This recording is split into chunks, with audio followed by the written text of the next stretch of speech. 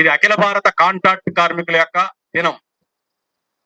Contract కార్మికుల యొక్క demands day, మన కోరికల దినం. అది కాశ్మీర్ లో పనిచేసే కాంట్రాక్ట్ కార్మికుడైనా, మన కరీంనగర్ లో పనిచేసే కాంట్రాక్ట్ కార్మికులైనా, అది ఏ రాష్ట్రంలో పనిచేస్తున్నా, ఏ రంగంలో పనిచేస్తున్నా, కాంట్రాక్ట్ కార్మికులకి కొన్ని కామన్ డిమాండ్లు ఉన్నాయి. ఇప్పుడు మనం అందరం అడుగుతున్నాం, ముందు మన కామన్ డిమాండ్ ఏంటంటే, అసలు కార్మికుడు అనే వాడికి భద్రత ఉండాలా ఉండొద్దా?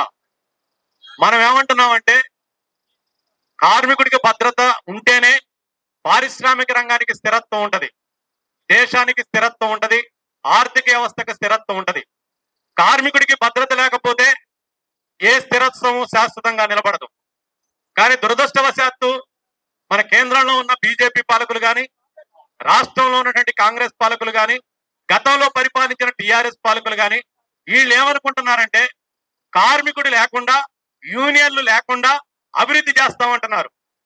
యూనియన్లు వద్దంట, కార్మికుడు వద్దంట, కానీ అభివృద్ధి కావాలంట. అభివృద్ధి కావాలంటే 40 అంతస్తుల బిల్డింగ్ కావాలంట, లేదు 11 కిలోమీటర్ల ఫ్లైఓవర్ బ్రిడ్జ్ కావాలంట, లేకపోతే మంచి సెక్రటేరియట్ కావాలంట, లేకపోతే మంచి అసెంబ్లీ కావాలంట, అలాగనే మంచి రైలు మార్గం కావాలంట, అలాగనే ఫ్యాక్టరీలో ఉత్పత్తి పెరగాలంట, సంపద పెరగాలంట. కానీ కార్మికుడు మాత్రం యూనియన్లు ఉండొద్దంట, కార్మికుడికి భద్రత ఉండొద్దంట. ఇది ఎక్కడ సూత్రం? ఈ సూత్రం నడవదు. దీన్ని మేము అంగీకరించాం. సిఐటి దీన్ని నిరోధిస్తుంది. కార్మికుడు లేకపోతే మీకు బతుకు లేదు, కార్మికుడు లేకపోతే ఆర్థిక వ్యవస్థ నిలబడదు. కార్మికుడికి ముందు సుస్థిరత కావాలి. మనం కోరిక లేదు, కొంతెమ్మ కోరికలు కోరటం లేదు. ఇవాళ ఇక్కడికి వచ్చిన కార్మికులు, ఎలక్ట్రిసిటీలో పనిచేసే కాంట్రాక్ట్ కార్మికులు ఉన్నారు, రైల్వేలో పనిచేసే కాంట్రాక్ట్ కార్మికులు, సింగరేణిలో పనిచేసే కాంట్రాక్ట్ కార్మికులు, ప్రభుత్వ ప్రైవేట్ హాస్పిటల్లో పనిచేసే కాంట్రాక్ట్ కార్మికులు, మున్సిపాలిటీ కార్పొరేషన్ లో పనిచేసే కాంట్రాక్ట్ కార్మికులు, యూనివర్సిటీల్లో పనిచేసే కాంట్రాక్ట్ కార్మికులు, రాష్ట్ర ప్రభుత్వ శాఖల్లో పనిచేసే కాంట్రాక్ట్ కార్మికులు, ప్రైవేట్ రంగంలో పనిచేసే కాంట్రాక్ట్ కార్మికులు. ఇవాళ కాంట్రాక్ట్ కార్మికుడు లేని జాగా లేదు. గతంలో పురాణాల్లో ప్రహ్లాదుడు అనే ఉండేవాడు. తండ్రి హిరణ్యకశిపుడు, ప్రహ్లాదుడు హరిభక్తుడు. పొద్దాక హరినామస్మరణ చేస్తుంటే ప్రహ్లాదు ఉన్నట్టు ఎక్కడ రాని అని అసలు చూపెట్టును మాట్లాడితే హరినామ స్మరణ చేస్తున్నామంటే ఆయన అంటాడు, ఏమనంటాడు, ఇందు గలడందు లేడని సందేహించవలదు, ఎందందే చూసినా అందందే గలడు చక్రోప చక్రిని అంటాడు. సర్వోప చక్రిన అంటే ఎక్కడ చూసినా అరు ఉంటాడనే ఒక పురాణాల్లో ఉంది. కానీ ఈ రోజు సిఐటి చెబుతుంది, విమానాల్లో కాంట్రాక్ట్ కార్మికుడు పనిచేస్తున్నాడు, మన సెక్రటేరియట్ లో కాంట్రాక్ట్ కార్మికుడు పనిచేస్తున్నాడు, ఢిల్లీ ప్రధానమంత్రి దగ్గర కాంట్రాక్ట్ కార్మికుడు ఉన్నాడు, మన ముఖ్యమంత్రి దగ్గర, కలెక్టర్ ఆఫీస్ లో, మన లేబర్ డిపార్ట్మెంట్ లో కూడా కాంట్రాక్ట్ కార్మికుడు ఉన్నాడు. మీ కళ్ళవు పట్టలేదా? పాలకులారా, ఇంకా మీరు గుడ్డిగా వ్యవహరించదలుచుకున్నారా?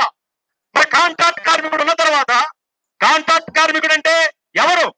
ఒక కుటుంబం, ఒక మనిషి, ఆడ కావచ్చు, మగ కావచ్చు. ఆ కుటుంబానికి కనీసం కుటుంబ సభ్యులు ఉంటారు. నెల రోజులు పనిచేసిన తర్వాత అన్నం తినాలా, బట్టలు కట్టుకోవాలా, కనీసమైనటువంటి సౌకర్యాలు ఆ రకంగా ఉండాలి. ఉండాలంటే ఏముండాలి? ఆదాయం ఉండాలి.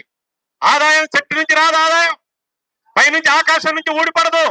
ఆదాయం రోజు పొద్దున్న లేస్తే మన రెక్కల కష్టంతో ఆదాయాన్ని సృష్టిస్తున్నాం. గతంలో ముఖ్యమంత్రి కేసీఆర్ గారు, ఇప్పుడు ముఖ్యమంత్రులు చెబుతున్నారు అభివృద్ధి అభివృద్ధి అని. ప్రధానమంత్రి చెబుతున్నాడు, మన భారతదేశం ప్రపంచంలో 3వ ఆర్థిక వ్యవస్థగా మారుస్తానంటున్నాడు. అమెరికా, చైనా తర్వాత ఇండియా పెరిగిద్ది అంటున్నాడు. ఎక్కడ పెరిగిద్ది? నువ్వు విమానాల్లో తిరిగితే పెరిగిద్దా? నువ్వు ఆకాశంలో తిరిగితే పెరిగిద్దా?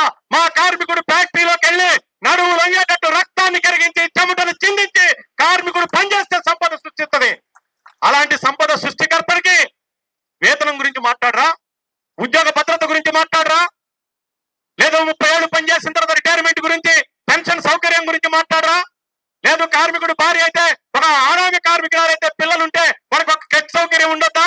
లేదు ఒక ఆడామి కార్మికురాలైతే, గర్భిణి అయితే మెటర్నిటీ సౌకర్యం ఉండొద్దా? ఏమీ లేకుండా యథేచ్ఛగా దోపిడీ కొనసాగుతుంది. మనందరికీ ఒక సామెత ఉంది తెలంగాణలో, ఏంటి, ఆవు చేలో మేస్తుంటే దూడ గట్టు మీద నిలబడుతుందా అని. దూడ గట్టు మీద నిలబడదు, చేలోకి వెళ్ళి ఆవు దగ్గరికి. అట్లే ఈ రోజు కేంద్రంలో ఉన్న బీజేపీ ప్రభుత్వం ఒక దుర్మార్గమైన హిందూ పద్ధతుల్లో వ్యవహరిస్తుంది. ఏమిటా వ్యవహరించడం? సరళీకరణ విధానాలను అమలు చేస్తుంది. ఏంటా ఉదారవాద విధానాలు?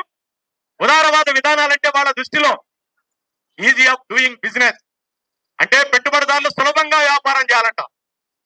మరి సులభంగా వ్యాపారం చేయడంతో పాటు వాళ్ళకి పెట్టుబడులు అనుకూల వాతావరణం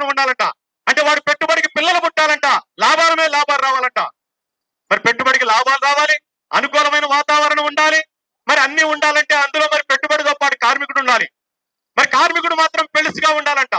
అంటే ఎప్పుడు ఎరగేస్తే అప్పుడు ఇరిగిపోయేటట్టు ఉండాలంట పెళ్లి అంటే. మరి పర్మనెంట్ కార్మికుడైతే గతంలో ఏముండేది? ఒక ఉద్యోగ భద్రత. ఈ రోజు రిక్రూట్ అయింది అనుకోండి, ఆయనకి ఈ రోజు 25 సంవత్సరాలు అనుకోండి, ఆయనకి 35 సంవత్సరాల సర్వీస్ ఉంటే మళ్ళీ 60లో రిటైర్ అమౌంట్ కావాలంటే ఒక 30 ఏళ్ళు నేను ఉద్యోగం చేస్తాననే ఒక భద్రత ఉండేది. అట్లా 8 గంటల పని ఉండేది. ఎక్కడైనా 8 గంటల పని ఓటీ చేపించుకుంటే రెట్టింపు జీతం డబుల్ వేతనం ఇచ్చే పద్ధతి ఉంది. అలాగనే కార్మికుడు దిగిపోయిన తర్వాత ప్రతి సంవత్సరానికి 15 రోజుల చొప్పున గ్రాట్యుటీ సౌకర్యం ఉంది, కార్మికుడికి పిఎఫ్ సౌకర్యం ఉంది, కార్మికుడికి ఈఎస్ఐ సౌకర్యం ఉంది, కార్మికుడికి బోనస్ సౌకర్యం ఉంది, కార్మికుడికి వారాంతపు సెలవు సౌకర్యం ఉంది, ఆడవారైతే మెటర్నిటీ సౌకర్యం ఉన్నాయి. ఇవన్నీ కూడా పర్మనెంట్ కార్మికులు దేశంలో పోరాడి సాధించుకున్నటువంటి హక్కులు. ఆ చట్టాలే మనకి తెలుసు. కనీస వేతన చట్టం, payment of wages act, gratuity act, bonus act, EPF act, ESI act, ఇవన్నీ కూడా వచ్చినాయి. కానీ ఈ 30 ఏళ్లలో పరిస్థితులు మారిపోయినాయి. ఈ రోజు 30 ఏళ్ల తర్వాత ఇవాళ కాంట్రాక్ట్ కార్మికులు తీసుకొచ్చారు. ఒక్క కాంట్రాక్ట్ కార్మికులే కాదు, ఇవాళ మనందరం కాంట్రాక్ట్ కార్మికులు, పేరు కాంట్రాక్ట్ కార్మికులే, కానీ లోకల్ గా పోయి చూస్తే చాలా పేర్లు మారుతున్నాయి. కొన్ని చోట్ల ఇప్పుడు ఏమంటున్నారు, ఎలక్ట్రిసిటీ డిపార్ట్మెంట్ లో అక్కడ ఉంది, బోర్డు ఉంది, అన్మెండ్ కార్మికుడు అంట. అన్మెండ్ కార్మికుడు అంటే ఏంటో తెలియదు. అంటే ఆయన 20 ఏళ్ల నుంచి పనిచేస్తున్నాడు, 30 ఏళ్ల నుంచి పనిచేస్తున్నాడు. బిల్ కలెక్టర్లు ఉన్నారు అనేక మంది, ఇవాళ ఆర్టీసీలో ఉన్నారు, గ్యారేజీల్లో కాంట్రాక్ట్ కార్మికులు పనిచేస్తున్నారు, సింగరేణి బొగ్గు గనుల్లో కాంట్రాక్ట్ కార్మికులు పనిచేస్తున్నారు. మన రాష్ట్రంలో ప్రతి మున్సిపాలిటీలో, ప్రతి కార్పొరేషన్ లో పనిచేసేదంతా కూడా కాంట్రాక్ట్ కార్మికులే. అలాగనే ఇవాళ సంగారెడ్డి గాని, మన చర్లపల్లి ఇండస్ట్రియల్ ఎస్టేట్ గాని, రంగారెడ్డి, కాతేదాను మొత్తం ఎక్కడ చూసినా కూడా ప్రైవేట్ పరిశ్రమల్లో మొత్తం 180 మంది, 90 మంది కాంట్రాక్ట్ కార్మికులు ఉన్నారు. అలాగనే ఒకప్పుడు ప్రభుత్వ రంగం అంటే పర్మనెంట్ కార్మికుడు ఒక 70 ఏళ్ళు, 80 ఏళ్ళ జీతం ఉండేది. ఇవాళ మొత్తం పర్మనెంట్ కార్మికులు తగ్గించి కాంట్రాక్ట్ కార్మికులు పెట్టారు. ఎందుకని? దీని వెనకాల కారణం ఏంటి? దీని వెనకాల కారణం తెలుసుకోవాలి. వాళ్ళకి ఏంటంటే ఉత్పత్తి ఖర్చు తగ్గాలి, అంటే ఉత్పత్తిలో ప్రొడక్షన్ కాస్ట్ తగ్గాలి. ప్రొడక్షన్ కాస్ట్ తగ్గాలంటే ఏం చేయాలి? వాళ్ళ దగ్గర 2 పద్ధతులు. ఒకటి కార్మికులను తగ్గించాలా, కార్మికుల వేతనాలను తగ్గించాలా. మరి వాళ్ళ కార్మికులను తగ్గించాలా, కార్మికుల వేతనాలు తగ్గిస్తే కార్మికులు తిరగబడితే ఏంటి? అందుకని ఈ రోజు సమాజంలో నిరుద్యోగం ఒక పెనుభూతం లాగా ఉంది. ఒక ఉద్యోగం పోతే 20 మంది, 30 మంది ఎదురు ఉరికొస్తున్నారు. ఒక ఉద్యోగం ఒక కాంట్రాక్ట్ వచ్చిందంటే నన్ను పెట్టుకో అని 100 మంది వస్తున్నారు. అంటే చదువుకున్నటువంటి నిరుద్యోగులు, ట్రైనీలు, ఐటీఐలు, పాలిటెక్నిక్లు చదువుకొని నిరుద్యోగం విలయతాండం చేస్తుంది. అంతేకాదు ఇవాళ మన దగ్గర ఇంకోటి కూడా, వలస కార్మికులు పెద్ద సంఖ్యలో పెరిగారు. పరిశ్రమల్లో, రైస్ మిల్లుల్లో, కన్స్ట్రక్షన్ సెక్టార్ లో ఎక్కడ చూసినా వలస కార్మికులు వచ్చారు. ఇవన్నీ కూడా ఈ రోజు ప్రభుత్వాలకి, యాజమాన్యాలకి ఒక రకంగా బలి పశువులుగా మనం మారుతున్నాం. అంటే కార్మికులు చాలా చౌకగా దొరుకుతున్నారు. అందుకని వీళ్ళని నియమించుకొని వీళ్ళని ఎప్పుడంటే అప్పుడు తీసేయడానికి వీలుగా చట్టాలు మారుస్తున్నారు. అందుకని 29 కార్మిక చట్టాలని ఇవాళ మొత్తం 4 కోడులుగా మార్చారు. ఇందులో ఏం చెబుతున్నారు? ఉద్యోగ భద్రత ఉండదు, పని దినము 8 గంటలు అనేది గ్యారంటీ ఉండదు. మరి చట్టాలు ఏం చెబుతున్నాయి? కాంట్రాక్ట్ లేబర్ చట్టం ఏం చెబుతుంది? ఎక్కడైనా సమాన పనికి సమాన వేతనం ఇవ్వాలా. సమాన పనికి సమాన వేతనం అంటే ఏంటి?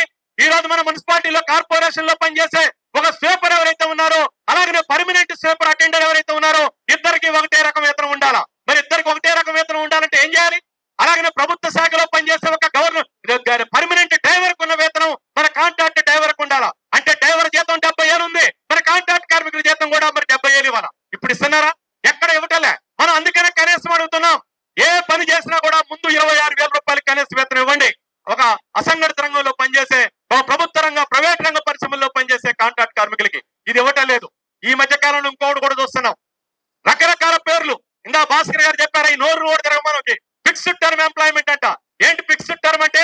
నీకు ఈ రోజు ఉద్యోగంలో పెడతారు, నీకు 3 ఏళ్ళు నీ ఉద్యోగం ఉంటది, 2 ఏళ్ళు నీ ఉద్యోగం ఉంటది, ఈ 2 ఏళ్ళు నువ్వు పని చేయాలంటారు. మరి 3వ సంవత్సరం ఏం చేయాలంటే ఆ యజమాని దగ్గర బానిసలాగా పనిచేస్తే 4వ సంవత్సరం ఉంచుతాడు 3 ఏళ్ళు అయ్యాక.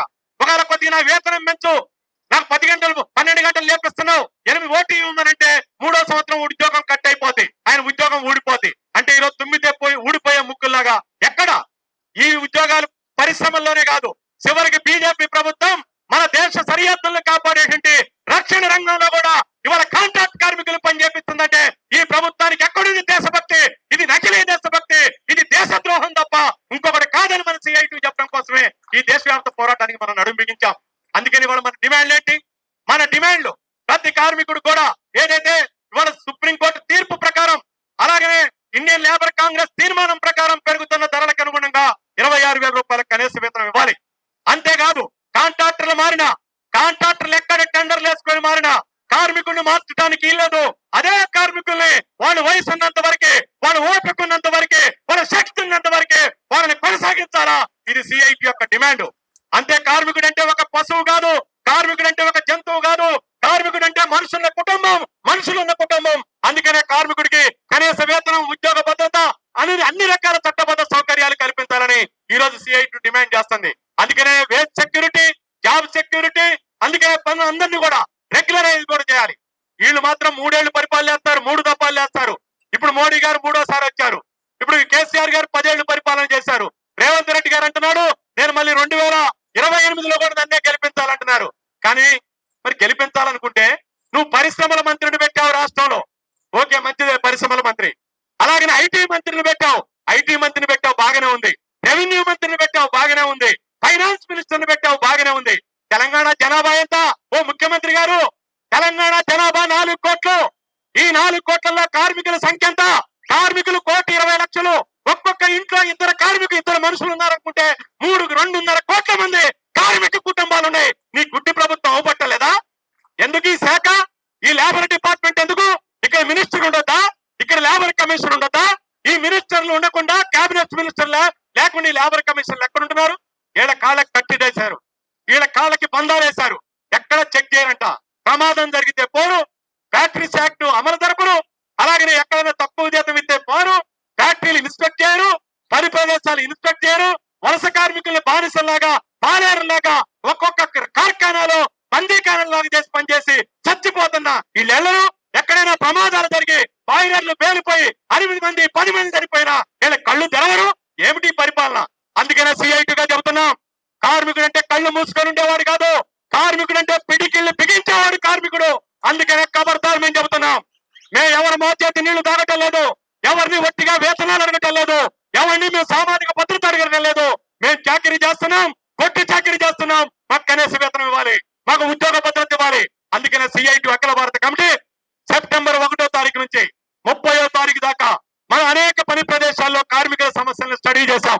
అనేక కార్మికుల సమస్యల్ని మనం పెద్ద ఎత్తున పరిశీలన చేశాం. రాబోయే కాలంలో ఇప్పటి వరకు పర్మనెంట్ కార్మికులకి వేతన ఒప్పందాలు జరుగుతున్నాయి. మన ఫ్యాక్టరీలో 12 వేతన ఒప్పందాలు జరుగుతున్నాయి. సింగరేణిలో పర్మనెంట్ కార్మికులకు వేతన ఒప్పందం ఉంది. అనేక చోట్ల వేతన ఒప్పందాలు ఉన్నాయి. కానీ ఇప్పుడు కార్మికులు, పర్మనెంట్ కార్మికులు తగ్గిపోయాక వాళ్ళ శక్తి తగ్గిపోతుంది. ఎక్కడైనా ఒక సిమెంట్ ఫ్యాక్టరీలో 1000 మంది కార్మికులు ఉంటే 100 మంది కార్మికులు కూడా పర్మనెంట్ కార్మికులు లేరు. 900 మంది కాంట్రాక్ట్ కార్మికులు ఉన్నారు. యజమానులు ఎట్లా లొంగదీస్తారు? యజమానికి ఎట్లా ముక్కుకు తాడేస్తారు? అందుకనే పర్మనెంట్ కార్మికులు కూడా సిఐటి చెప్పింది, మీరు పనిచేసే ప్రతి పని స్థలంలో, ప్రతి ఫ్యాక్టరీలో కూడా కాంట్రాక్ట్ కార్మికులకు కూడా యూనియన్లు పెట్టండి. మనకి సిఐటికి పర్మనెంట్ కార్మికుడు, కాంట్రాక్ట్ కార్మికుడు రెండు కళ్ళు ఉంటేనే మనం బాగా పనిచేస్తాం, బాగా చూడగలుగుతాం. అందుకని ఒక ఫ్యాక్టరీలో, ఒక సంస్థలో, ఒక సర్వీస్ సెక్టర్ లో, ఒక మున్సిపాలిటీలో, ఒక హాస్పిటల్లో ఎక్కడైనా పర్మనెంట్ కార్మికులు, కాంట్రాక్ట్ కార్మికులు అన్నదమ్ముల్లాగా యాజమాన్యాల మీద పోరాడాలి, ప్రభుత్వాల మీద పోరాడాలి.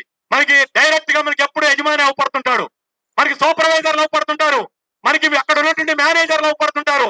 మనం ఎప్పుడు కూడా వాళ్ళ మీదనే మన హక్కుల కోసం అడుగుతుంటాం. కానీ అది నిజం కాదు, అది సగమే. కానీ అసలు నిజమేంటి? అసలు యజమానులు ఎవరు? అసలు యజమానులు అంటే రాష్ట్ర ప్రభుత్వం. అసలు యజమాని, పెద్ద యజమాని ఎవడు? కేంద్రంలో ఉన్న బీజేపీ ప్రభుత్వం. వీళ్ళని చూసుకొని, వీళ్ళ అన్నం చూసుకొని యాజమాన్యాలు విచ్చలవిడిగా కార్మిక వర్గానికి ద్రోహం చేస్తున్నాయి. అందుకనే సిఐటి చెబుతుంది, మన సమస్యలను చూడటమే కాదు, మనకి కడుపులు నొప్పి వస్తుందంటే మనం టాబ్లెట్ వేసుకుంటాం, కానీ దాంతో కడుపులు నొప్పి పోదు. కానీ ఈ రోజు కార్మికుడికి వేతనం లేదంటే, కార్మికుడికి 8 గంటల పని అమలు జరపడం లేదంటే, కార్మికుడికి పిఎఫ్ అమలు జరపడం లేదంటే, కార్మికుడికి వారాంతపు సెలవు అమలు జరపడం లేదంటే దీనికి కారణం ఏంటంటే దీని వెనకాల ఉన్న విధానాలు, ఈ సమస్యల వెనకాల ఉన్న విధానాలు. ఈ విధానాలు ఎక్కడ రూపొందించబడుతున్నాయి?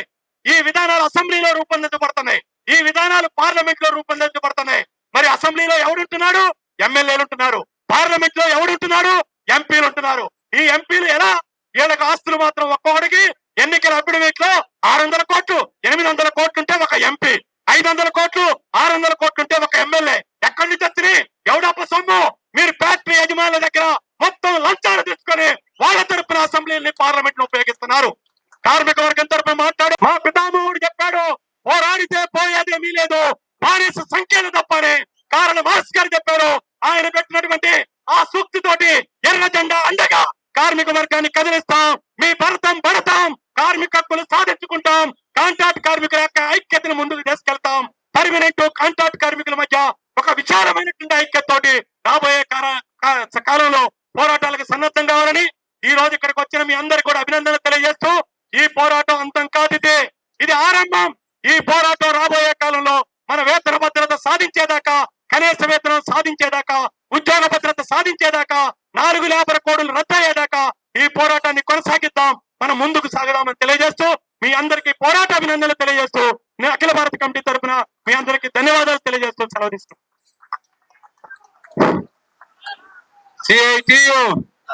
సిఐటియు కనీస వేతనం 26,000 రూపాయలు, కనీస వేతనం 26,000 రూపాయలు. లేబర్ కోడ్లను కార్మిక శాఖ నిర్లక్ష్య